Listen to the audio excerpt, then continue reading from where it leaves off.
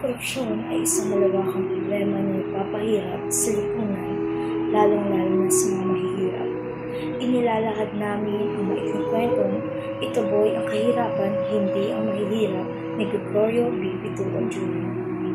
Ito ay tumatalakay sa isang suliranin na kadalasang problema ng bawat bansa o pamayanan na papanahon na issue at concern ng bayan.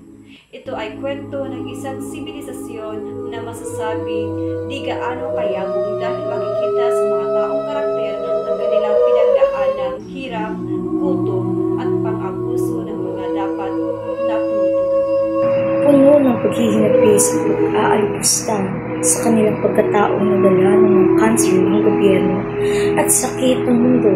Pero kahit anong tago ay tiyak na aalingaso ang baho at magbabayad ang dapat na magbayad.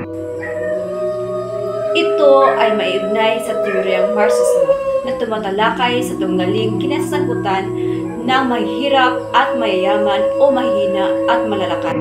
Tunggalian ng gobyernong nagmamalakas dahil sa kanyang pangyarihan at mga kapuspalad na lalo pang tumidikdik sa lapag ng kahirapan. Kaya rin napiling italakay dahil napapanahon ito tulad ng issue na meron tayo ngayon at ng ilang bansa. Naway matuto na tayong pumili sa kung sino ang dapat ilugod. At di lang kung sino-sino, kaya maging matalino ang mga Pilipino. Narito ang ilang mga aral na maaaring makuha mula sa maikling kwento. Una, ang pagkakapantay-pantay. Pangalawa, kalagahan ng pagkakaisa.